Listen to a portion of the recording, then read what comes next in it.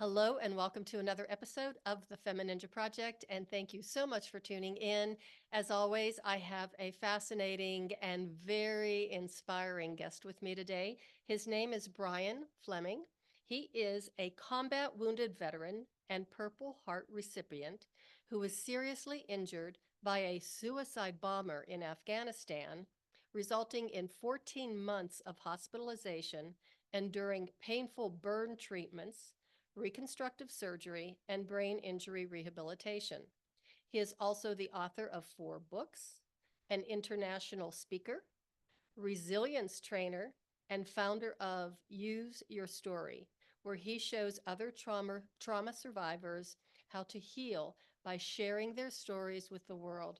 Brian, thank you so much for being here and welcome to the show. Hey, thanks for having me. It's wonderful to have you. And before we, go on and really get started, I always want to thank my veterans. Thank you so much for your service. You have no idea how much it means.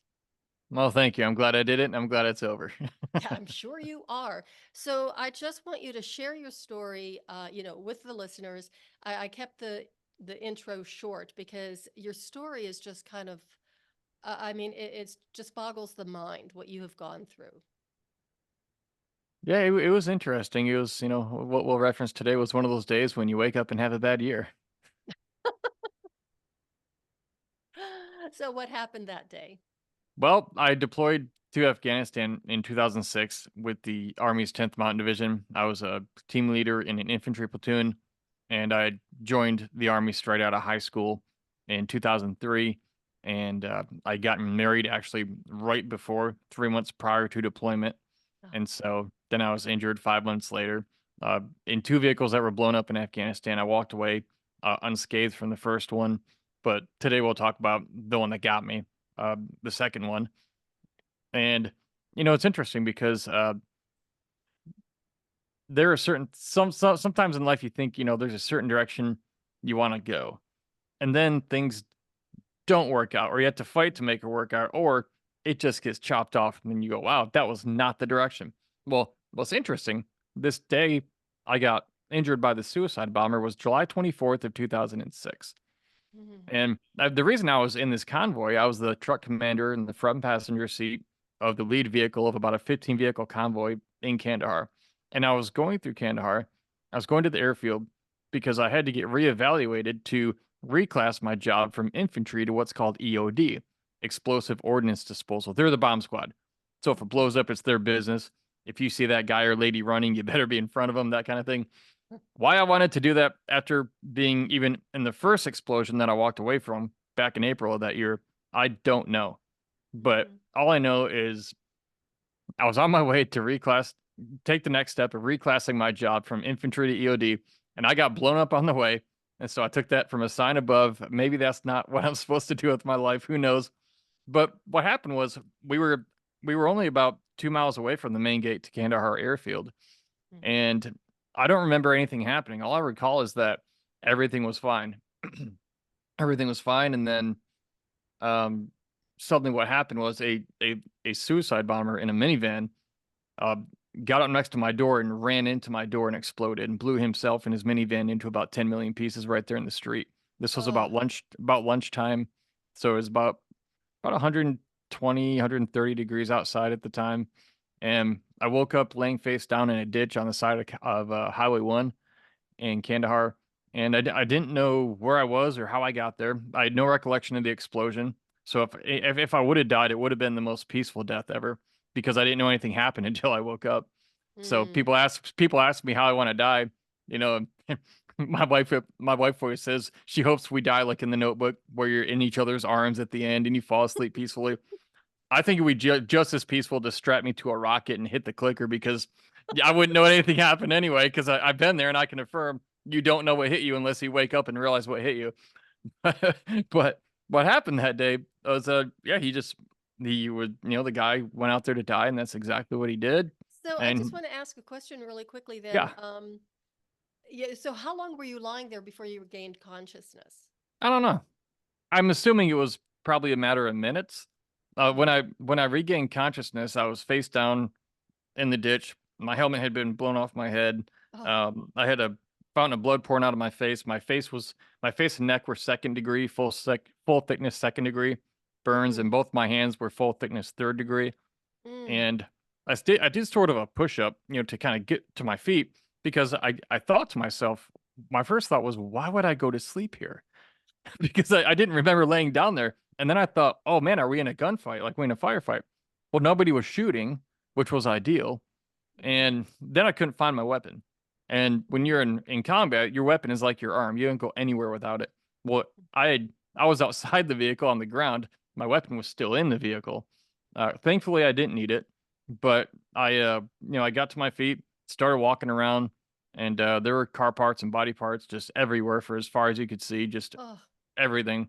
And yeah, I could get pretty graphic, but I won't. But mhm, I was pretty disoriented, didn't really know what was going on.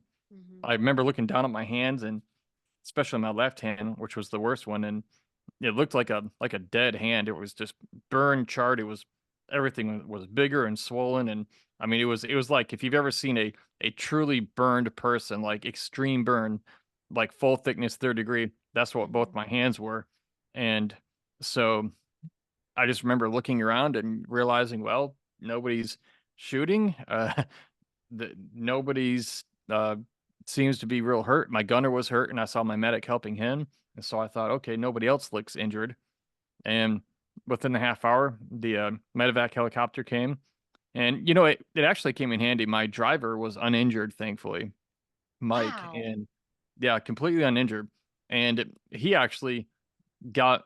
I learned this years later. I didn't get thrown or ejected from the vehicle as I thought for 8 or 9 years. When I finally saw him for the first time, I learned he not only got my gunner out, but he pulled me out of the vehicle. And so he pulled me out of the vehicle and then he called in the medevac. And the guy operated flawlessly under pressure in combat. And I'm so grateful for him. And they got me to Kandahar Airfield within just a few minutes after picking us up because we were so close already. And um, yeah, I went from Kandahar Airfield to Bagram in northern Afghanistan to Landstuhl Medical Center in Germany, and then on to San Antonio, Texas. And I went from Kandahar, laying in a ditch, to San Antonio, Texas at Brooke Army Medical Center in a matter of 3 days. And I'll tell you right now, there's a lot of problems in our systems, political systems, military systems. The military took care of me better than anybody could have taken care of me. And I have absolutely no complaints about any of those medical staff who fixed me up, helped me, got me medevaced out back to safety, kept me alive, and got me home. They were amazing. It was an Army and mainly Army and Air Force joint venture getting me and my gunner back home. And so I'm extremely grateful for that. Wow, that's really great to hear. I'm so happy to hear that. But what was it like then when, there, you landed in, it was San Antonio, you said, Texas? Yeah. It must have been just, I mean, very emotional and just very like, relieved. Here you are now back on American soil and you're in a, facility that's top notch. Yeah, what was going through your mind? Well, what was weird was the first time when I looked out the window on the ride from the helicopter to the hospital was the weirdest thing was seeing people just, jogging down the street, you know, uh, going in and out of the restaurants. Somebody's walking out of the Cracker Barrel into the car. It was weird because I was in a combat zone for 5.5 months. And so nobody's just jogging down the street leisurely in a peaceful society. Like everything's a possible roadside bomb, whether it's an Mhm, animal carcass or a gas can or a mhm, box of cereal on the street corner. I mhm, mean, anything could be. Nobody's looking out for everything. It was really weird. And the trees, I remember seeing lots of pine trees on my route back, mainly in Germany when I came through. And I hadn't seen a pine tree in months. And so I just thought, wow, those are really green. Like that's really beautiful. I never appreciated like a pine tree, mhm. little things like that. So, but no, getting to Brooke Army Medical Center in San Antonio, I arrived on a Friday night, and you know, getting blown up hurt. When once I woke up, yeah, statement of the century, right? Getting blown up hurt. Yeah, but the worst part wasn't actually the explosion because I don't remember it, but it was what they had to do when I arrived. at Brooke Army Medical Center. Mm. It was a Friday night, and they strolled me in, and they put me on this table, and the head nurse looked at me and said, "Hey, we're gonna have to clean you up, and we're gonna do it as quick as possible, so it'll be as painless as possible." Well, I didn't know what he meant by that, but it didn't really sound very appealing. And right after that, him and three other nurses, they all took out razor blades and they had to start shaving and tearing and ripping all of that burned and charred and dirty skin off my hands, face, and neck. And it's a process they keep you awake through. It's called debridement. If you ever known anyone who's been severely burned, it's the absolute worst torture that I can't describe in any words I've ever known. And they did it as fast as they could, and took about a half hour, Oh. and it was the absolute worst physical experience of my life. And but if they don't do it, you can die of infection. Mhm. And one reason I've been told they don't put you to sleep for it, put you in anesthesia, is because they have to do it multiple times usually, and if they put you under too frequently, they're afraid you might slip into a coma and not wake up. But Wow. you can also go into shock from the pain if they don't do it fast enough. And Oh my so God. it was just it was one of those points where you just, you just kind of pray to die. You Mhm. just, if I can just be dead or unconscious, Mhm. like my family will be fine. It was one of those breaking points where it's like anything not to feel this. And instinctually, I wanted to fight them on it because it Of hurt, course. but I knew they're on my side. And it's something in my head said, like, if you fight them, it's going to prolong this. And Yeah. so the fastest way through that hell was just laying there and taking it. And I understand people who want to die. I've never been suicidal, Mhm. but I understand what it's like to want to die, Mhm. because in that moment, that was kind of where it was. Just let me go. But I do sort of like they say, thank God for unanswered prayers. Mhm. Here's a big lesson in that, though, for anyone listening. When you're going through such a dark, difficult, painful time, you can only really see about 2 or 3 feet in front of you, metaphorically speaking. Mhm. You're so in tune with the pain you're going through, the situation you're in, that you can't see outside. You can't see the rest of your battlefield that you're on. You Mhm. can't see 5, 10 years into the future and how things are going to be better, because you're in such survival mode. Mhm. And so you're responding in a way of survival and just sometimes just wanting out, but you have no idea the good things that happen in life, the people you meet, the situations that happen that are good, and that your pain so often, depending on your condition, but people think their pain will never end. There are times and conditions, and whatever that might be, it's subjective, where that might be the case to some extent. But I think most people who think this will never end for me, I think there's way more hope, and that it is, if they'll hang on and work through the hard time. Wow. A couple of things. First of all, I have worked in a burn unit before, just in my first career. Fortunately, it wasn't for long periods at a time, and it was, in trying to ventilate the patients and stuff. And I do remember the debridement and it was just horrible. It was horrible. And what I do remember is that they would debride the patients like once, like every day.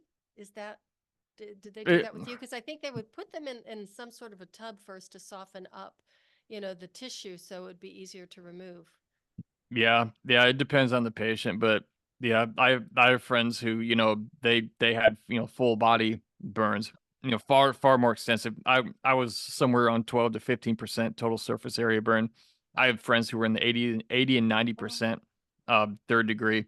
And I remember hearing from them, and after going through it the first time, one guy, he said that the nurse said, "All right, well, we're gonna have to come back and do this tomorrow." And he thought, "Why did you just tell me?" He didn't know they're gonna have to do it again. And so it was nighttime. He's like, "I didn't sleep a bit that night. I knew hell was coming on a gurney that next morning, and they had to do it again." Oh. So to those people who have had even worse experience there, I can't even imagine, but I admire you for getting through however you did, because I understand that pain and how indescribable it is. But yeah, sometimes they have to do it multiple times, and to go through it's one thing. To know that they're gonna be coming the next day to do it again, just imagine, like, somebody torturing you physically, and then, "Oh, thank God it's over." And they go, oh, wait, well, we'll be back at 8 a.m. and we're going to do this all over again. I mean, imagine the mental battle somebody goes through. And I know some of your listeners have been through some bad things because everyone goes through things. Some of them listening, they know what I'm talking about. When we just don't think it could get any worse, and then it's like a hey, watch this moment. Mm-hmm. Yeah, that it happens. Yeah. Hey, watch this. Hold my beer. Yeah. Right. And So then it like, gets worse.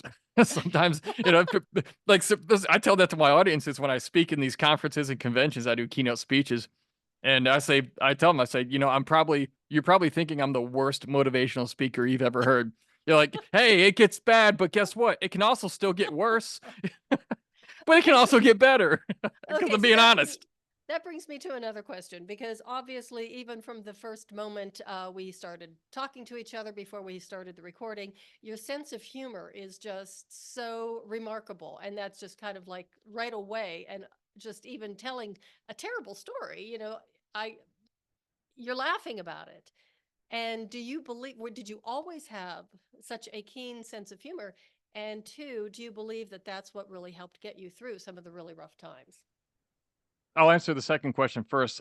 Yes, it did. I found that sarcasm and a very dark sense of humor was very healing and helped me get through it. And yeah, there's some jokes I don't tell certain people because they won't get it. Other people go, "Oh my gosh, that's so dark," and wow, I needed to hear that today. Mhm. I'm not alone. But no, I never. What was your first question? Did you always have such an acute sense of humor? And I don't mean you're cute. It's like acute, sharp. No, I'm well aware of the word acute because whenever you have acute pain, there's nothing cute about it. Right. It means that means intense pain, and I learned that in the burn unit. No, Yeah. but I would say I've always been a pretty optimistic person. I always say my childhood prepared me for the military mentally and emotionally. My parents had a very violent divorce when I was about 12 years old, Oh. and that emotionally hardened me in a lot of ways. And a lot of me died in that. And it was without going into detail. It was one of those where let's just say the county courthouse in the history of that county had never had metal detectors at the entrance to every door. But Mhm. after my parents' divorce, the next business day there were metal detectors, and it did take 8 bailiffs to take one said individual out of the courtroom when he tried to charge the stand and attack my mother, both. And so Wow. I'm 12 years old. You know, my father went to jail. My mother moved to Florida. I chose not to go to Florida yet at that point. Uh, so I'm 12, living at my grandma's house. She works every day, you know, trying to pay the bills. So I'm alone. I have nobody. This is what's happening. No family is reaching out to me. Like we lived on like a half-mile street with like no, two sets of aunts and uncles and my grandparents. Nobody was touching me. Um, and I think it was, obviously the fear of, said Well, yeah. individual. But Yes. so I get it. I get it, but I always go, well, damn, what about that 12-year-old? Like, is he Yeah. okay? Is he sleeping under a bridge? I don't blame anybody, but I will say to answer your question, um, I've always been optimistic, but joking about things always made light of it. And I know there's, happy chemicals in our brains that when we laugh, it's healing and helpful. It very much is. I I I think just because of my upbringing, I don't take a lot of things very seriously. Like Mhm. certain things in life that need to be taken serious, I do. But when it comes to my own pain, if I can laugh about it, if I can crack a joke, I mean, I have like a whole comedy bit I've never shown anybody. That I might do one day. I don't know. But like, I mean, the suicide bomber that tried to kill me was the only guy who died that day. And so, if you get a purple heart is an award you get if you get blown up or shot. Mhm. Some of us call it the enemy marksmanship badge or the slow mover award because he didn't get out of the way in time. I got that one from my buddy Jay Redmond. He was a Navy SEAL who got shot 9 times, and so that wasn't mine. But he told me that one. And so, like on my license plate on my truck, it's a Purple Heart license plate. It says "Nice try" because the suicide bomber tried to kill me, and he's the only one who died. So it's kind of my little middle finger back up to him, or looking down at him in Mm. hell or wherever he's at. Uh, but Isn't that nice? I think that is actually the best revenge. yeah, I mean, people ask me like, do you blame the suicide bomber for all that pain you went through? Well, of course I do. but only 50%. Mhm. Because I'm the guy who joined Army infantry during a time of war, knowingly going to Afghanistan, knowing I could be put in such a position, fully aware, and I ended up in that position. So I blame him for his actions, but that's only half the story. I take full accountability for putting myself Mhm. there. And you know what's weird? If I would have met that guy like at a coffee shop here, like I'm in Boca Raton right now, like there's a Starbucks across the street. Mhm. If I would have met that guy before our meeting in Kandahar that day, and I would have said, maybe I opened the door for him. Hey, how you doing today? Here, let me get the door for you. We might have been friends. Or who Mhm. knows? But ideologies and, religion and politics and narratives and, um, that kind of crap. People do the craziest things, as you know. And Yes, I so, do. yeah, people ask me, what's the biggest life lesson you took away from war? And I can tell it to you in 3 words. People are crazy. Mm. That's my Mhm. life lesson. It's not philosophical. It's not deep. It's people are crazy. And try not to be the crazy one. That's Mhm. what we all have the capacity for the crazy. We're Mhm. all we're all way more capable of terrible things we don't like to think, given situations and pressure. But And um, it's try really to be the better important, one. but it's really important to be able to recognize and identify crazy when you see it, Oh, so you absolutely. can completely avoid it, Yeah. Well, and to I mean, people. recognize when you're going down the crazy path. Yeah, yeah, because that's the hardest to see is when you become, the culprit or you're going down that path. I mean, people have asked me, well, Brian, what could you have done that day to avoid that attack? And I just say, like, I don't know, be a mile away. I mean, Hmm. we didn't know he was there. Like, you really couldn't have. And so it just happened how it did. But I always say people have their own coping mechanisms. Hmm. People have their own release valves. Whatever it is that you do to de-stress and keep yourself mentally sane and balanced. Me, I ride motorcycles. I've done lots of Brazilian jiu-jitsu. I work out. I run every day. I forgot What's that? about the Brazilian jiu-jitsu. That's right. Yeah, I mean, you got to find what keeps your mind occupied and going in a good, productive direction. I read a lot. Hmm. I'm extremely curious about life. I'm probably the most open-minded person you'll ever meet in most Hmm. every way. And the more I learn, the more I realize I don't know. And the rabbit hole, the more you learn, you don't get closer to an end. You get further from it. It's like the rabbit hole just gets deeper the more you learn. And it's a very weird thing, but it keeps me going because I think a lot. Okay, so let me see. Where was I going to go with this? Well, the Brazilian jiu-jitsu, that really intrigues me just because of my background as a martial artist. And, we don't do a whole lot of grappling. We do some just because there are people out there who know jiu-jitsu, Brazilian jiu-jitsu, and it's like we'd have to be able to, we don't want to be paired up against people like that. But when did you start the Brazilian jiu-jitsu, and what was the motivating interest or trigger that you decided you wanted to give it a try? Well, I did some of it in the military. Hmm. And yeah, I remember watching UFC 1, if anyone remembers watching that, when Hoist Gracie fought 3 guys, all of them bigger than him, Oh, and geez. beat all of them like one after the other. And his brothers and Helio had to carry him out of the ring because he could barely walk because he was so tired. And he's smaller than me. I'm 6 foot, about 200 pounds, and he's smaller than me. And it was like Wow. it at like 12, 13 years old. I'm like, whoa, what? And that's nobody knew what jujitsu was. Like Right. everyone's like, what? They were, the Gracies were still beating people up in their garage in Torrance, California, like challenging anybody and just bare knuckling it and Hmm. choking people. And and so getting out of the military though, jujitsu really gave me the opportunity to not just stay fit and all the benefits that come with that mentally, but it was a release valve because mentally for me because when you're doing jujitsu, you can't think about the problems you have. Hmm. You're very much, I say this funny, but like you're very much present. Let's put it Hmm. that way. Hmm. Because if you're not present, if you're not only in that moment, your buddy is going to choke you out. Hmm. And so you're only thinking about your survival in that moment, getting the other guy before he gets you or the lady. I've had my Hmm. ass kicked by some ladies and, twice my age and half my size because they were Oh, legit better than me.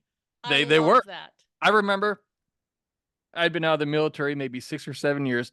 And I went to one of the Machado gyms in Dallas because I trained with Machados too. And there was a lady in there. She was a blue belt, which is like the second belt up. I was just getting back into it since probably 8 years prior in the military. So I was basically brand new. She must have been 110 pounds, maybe 5'7". I mean, no real muscle on her, but man, she knew right where to put those elbows and those forearms and those shins. And in the first minute or two, she got me 3 or 4 times. And there's two kinds of people. There's two ways to react to that. Two kinds of guys, at least, that you'll see. You have the guys who keep showing up and going, why did that lady just handle me completely? You know, or you have guys who walk away because their ego can't handle it. All I know is I made very good friends with that lady, and I would have never wanted to cross her on the street because she would, in jujitsu, it's like, with a lot of martial arts, as you know, if you don't know how to defend yourself, you're literally at the mercy of the person who, hopefully they're good enough of a person that they won't just kill you or severely injure you, because there's certain positions you can put people in that if they don't know jujitsu, they don't know how to defend, you can really and permanently hurt them or kill them. So most people I know who I rolled with in jujitsu, they're the kind of people, even on the street, they would detain somebody, they get them down where they're safe, and the person trying to fight them cannot hurt them, but then not just take advantage of it and really hurt the person. Most people I know in jujitsu don't do that. Occasionally you'll have one that's just a bad person. But anyone else on the street who doesn't train, I mean, they're in survival mode. And if they're being a certain way and they're dangerous, I mean, I've seen some really horrible, morbid stuff happen to people who don't know how to defend. And so, after being out of the military a few years, I thought, I'm getting kind of rusty on this stuff. And I was having kids at that point, and so my wife and now I have kids, and I need to get back into it. And a gym opened about 200 feet from my house at the time. So I got back in. Oh, that was serendipitous. It was, yeah. I earned my blue belt, my both stripes on my blue belt through that school. So we have a saying in our art that, our goal is to go home. And to be, that's all we want. We don't want to, throw ourselves around. We don't want to, try and prove anything. We just want to be the one that goes home. We don't have to kill anybody. It's truly a defensive art. But on the other hand, we learn some moves that I hope I never have to do to somebody, but Hey, but if you have to, you go you have to. 100%. Yeah. You wreck that person. You pound them into the ground. Absolutely. Yeah, because Absolutely. that's survival there. You don't go easy. Like with me, if I've never been in the situation, I've come close, but I know 50 ways, really good ways to choke somebody, and most people can't defend. I go for the choke and they're done. They're not permanently hurt, but I'm not even going to be nice and be like, hey, stop fighting or I'm going to choke you. No, I'm just going to choke them completely unconscious, because then they can't hurt me or anyone else. And they're not permanently hurt either, just their ego. Right. And when they wake up, they'll be alone. So funny. So now you said you have kids. Do your kids do jujitsu as well? Yeah, they train for the first, can't train when you're zero. They trained for probably 5 or 6 years. Yeah, because I got them both into it. When I started training, I threw them in the kids class. Nice. Yep. Does your wife train? She did. Yeah, for a time she did. Yeah. Oh, good. See, I think every woman should take some sort of training. Just you have to take some sort of training. Oh, totally. It's just a crazy world out there. So now, when did you decide that you were going to go off on this path to do the resilience coaching and training and starting? I love the story. Use your story. Yeah, I never meant to do this. Of course not. So I tell people, hey, if you think I suck as a professional speaker, don't worry. I never meant to do it anyway. But I've been doing it for 16 and a half years now, and I've gotten to speak all over the world. It's been great, for anywhere from small businesses to churches to Fortune 500 companies, teaching people about resilience. And I didn't really pick that topic. It really wasn't a topic until about 2020. That's when all the speakers bureaus started putting it up there on their websites, and suddenly everyone's a resilience speaker. And I'm looking at this going like, I've been doing this for 13 years at that point. I'm like, Yeah, now resilience, now it's a topic. So, but no, I met a guy.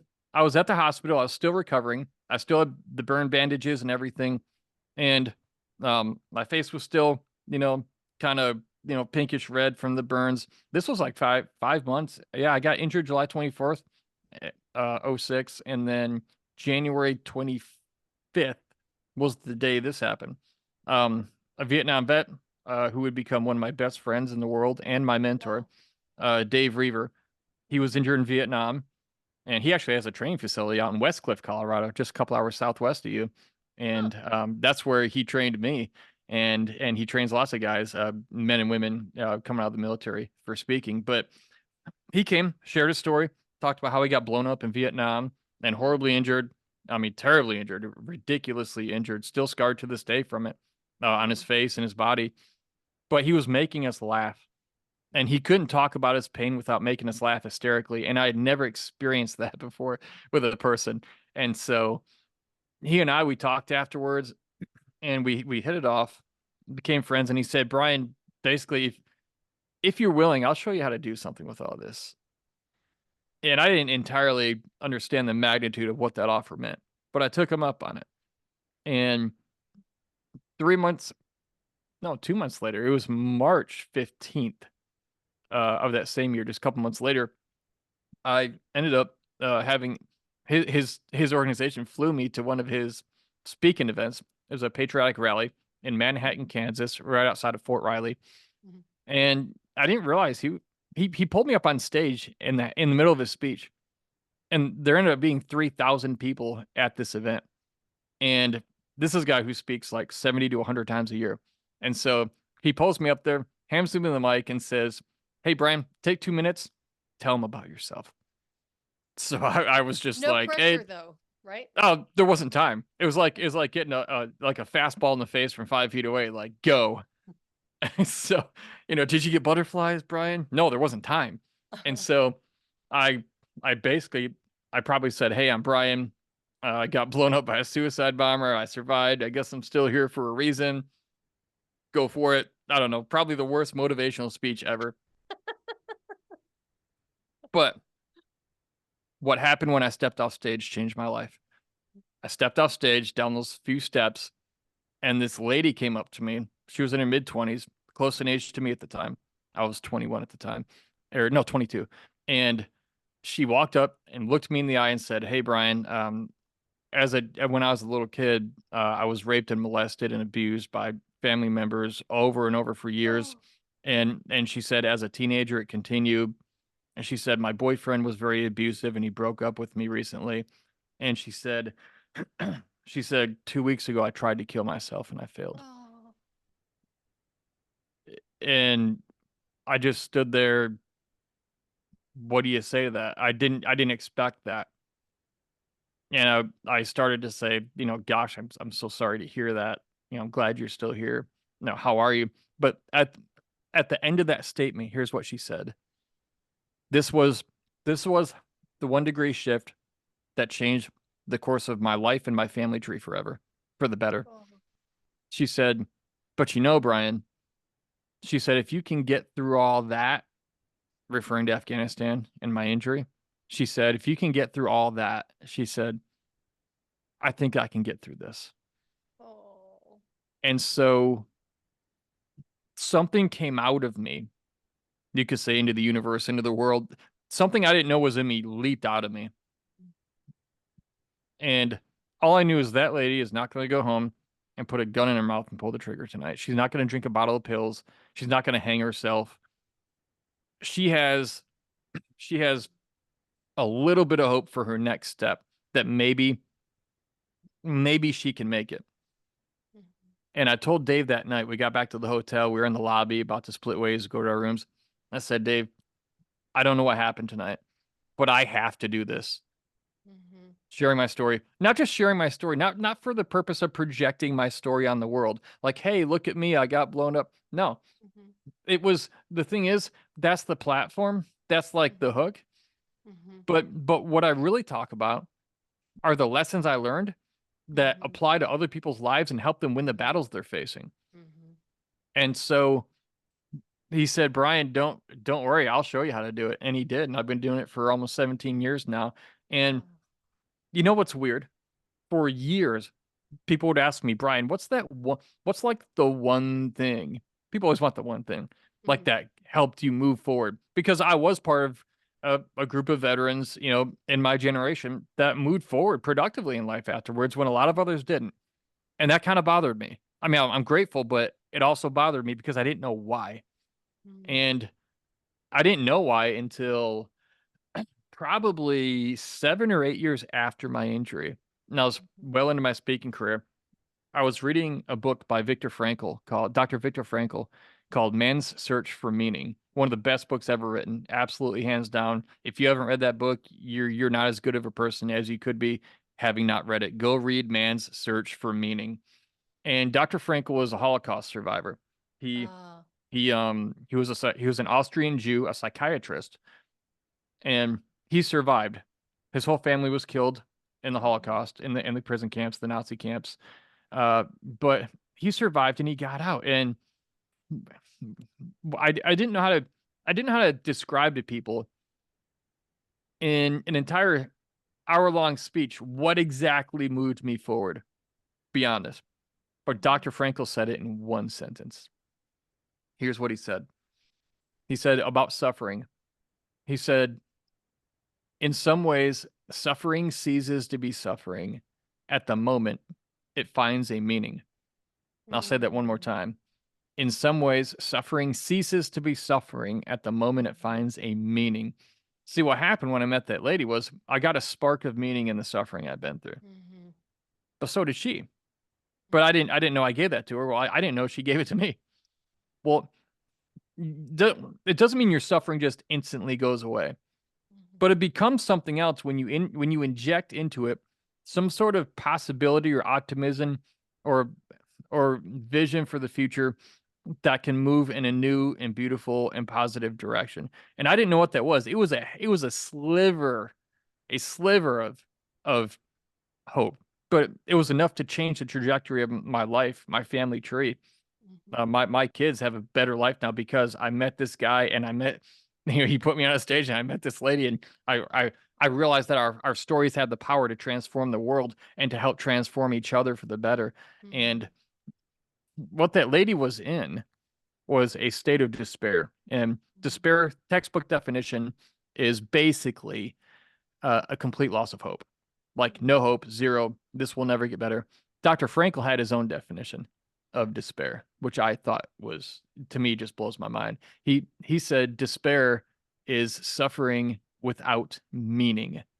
So when somebody's Mm. going through something and there's just no rhyme or reason, they don't believe there is. They don't believe they'll ever see it. They don't discover any meaning in it. They don't ever try to create some sort of meaning out of it, or Mhm. they're not suffering for a cause they believe in because you know that's easier to suffer for when it's for something you believe in, or it's for a cause, or you know why, and there's a deeper meaning in you.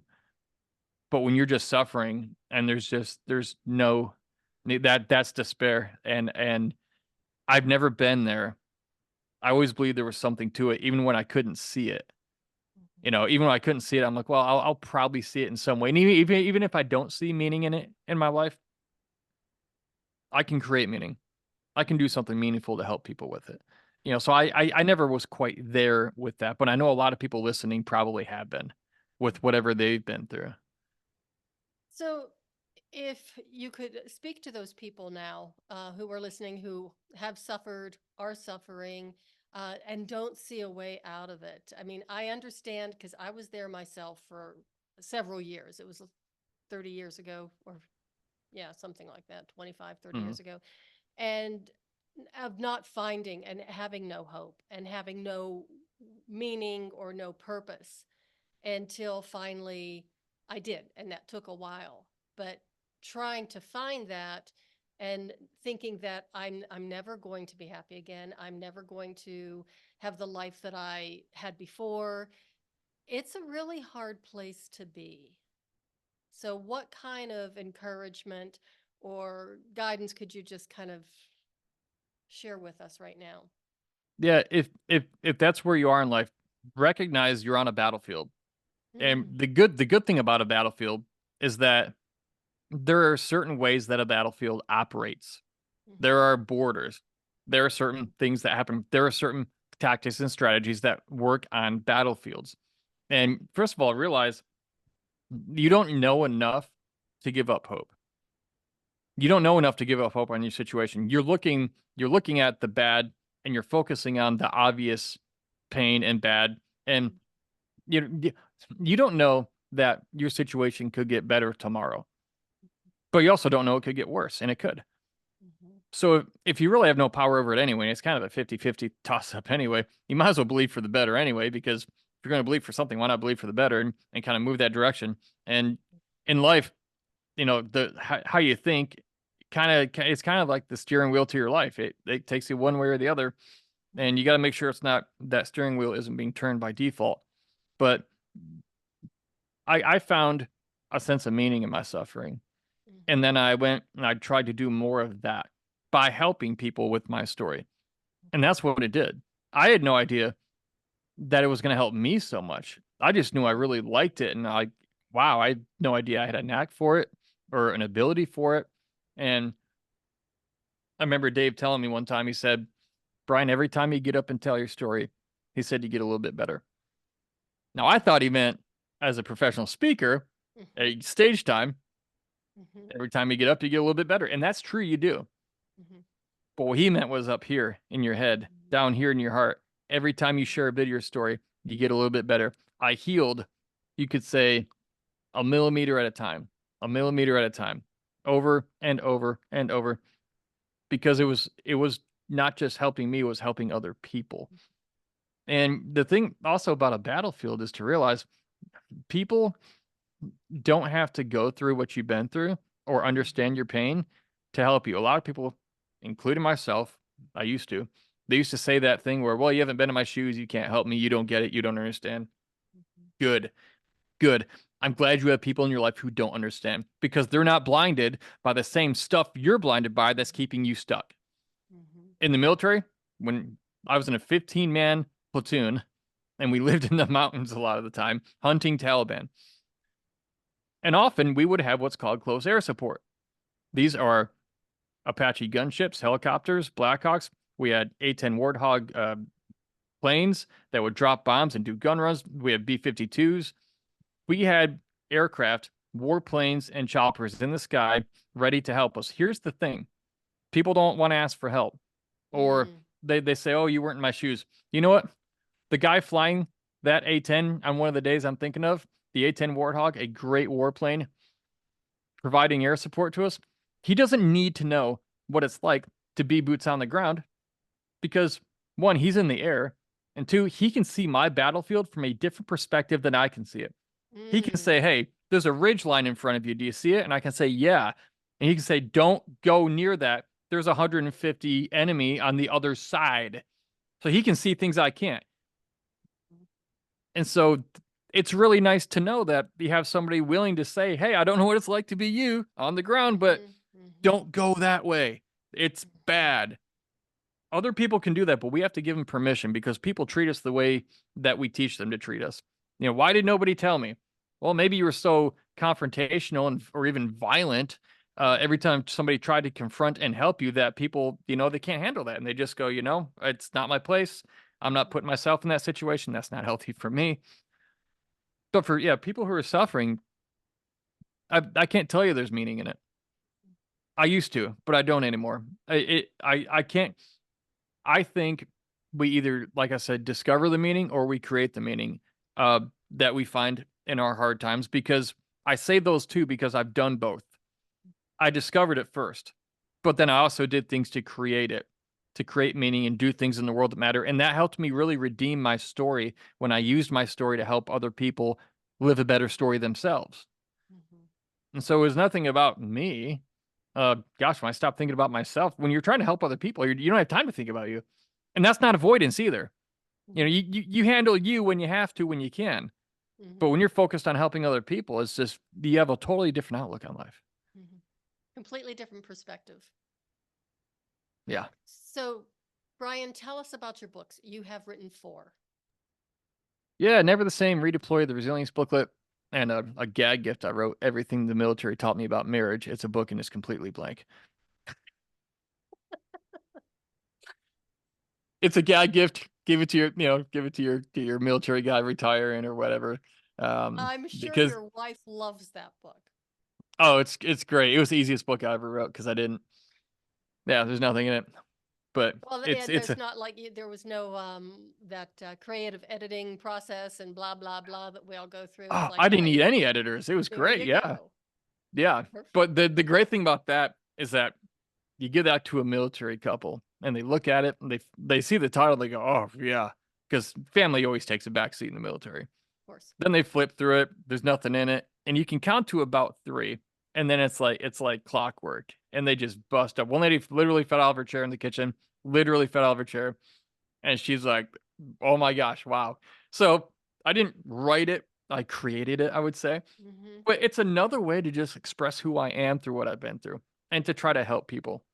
And Well, you wrote the yeah, title. I wrote the title. I even designed the crappy book cover because it wasn't that hard.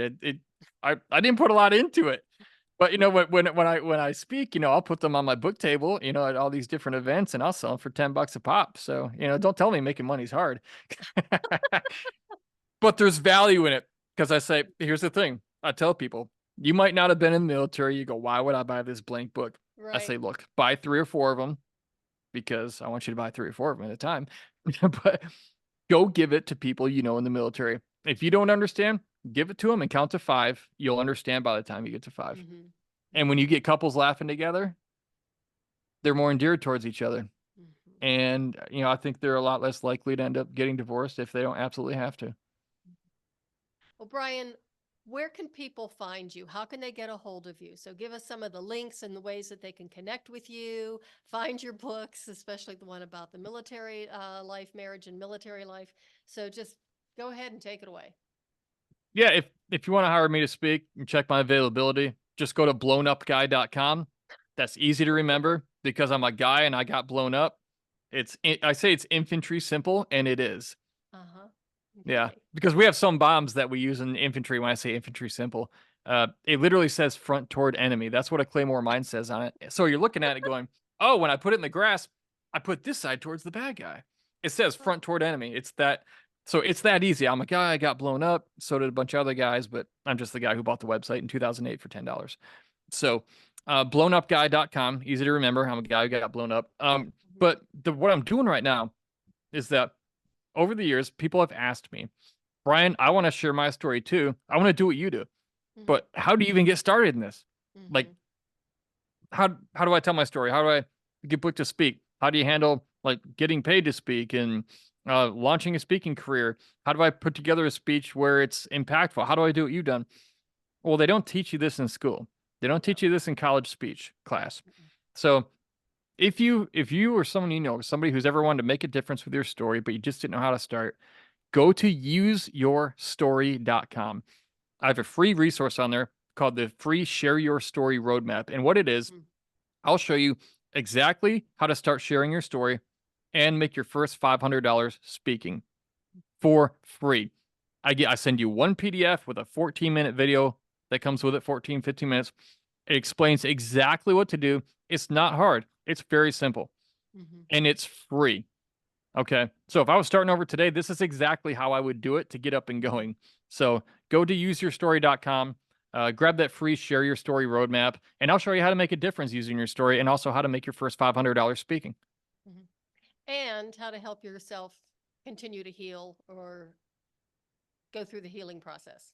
Oh yeah, yeah, I do coaching as well and things like that, Mhm. resilience coaching and speak Mhm. for the military and stuff like that. But Mhm. yeah, at this point, I just think it's the reason I'm here. And Mhm. the worst thing turned into the best thing. I've never had a better life since almost losing it, and it was really bad, but it got really good, and it's still going good. And I'm very fortunate, and I'm very grateful. Well, I am very grateful that you survived. And once again, I want to thank you for your service. And most of all, I want to thank you for being on the show and sharing your story. It has been an absolute delight listening to you and talking with you. And yeah, that sense of humor and your positive outlook is very uplifting. Well, thank you, and just let your people know to move forward in life, figure you out. Figure out what works for you. You're going to get 99 pieces of bad advice before you Mm. find that one that works sometimes. It's the mud you have to crawl through. But in the end of the day, follow your own heart, follow your own voice inside you, do what you feel led to do. Other people don't know better than you in a lot of ways. So trust what you feel inside and go for it. Absolutely beautiful. Couldn't have said it better myself. That's wonderful. Thank you again for being here. Really appreciate you. Thanks for having me on. Everybody, thank you so much for listening. Oh my goodness, what a wonderful episode, and how encouraging, and just the positive energy and the sense of humor and the tips that you get. We go through some really, really rough times. All of us do. None of us get through this life without our share of hits. And some of these techniques and ideas that Brian shared can really help us get through it. And remember, I love that. Follow your heart, follow your own path. Don't let anybody else tell you what to do.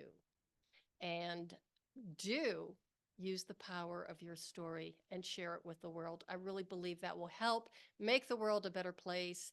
And heaven knows we all kind of need that right now. And that is the way of the FemiNinja.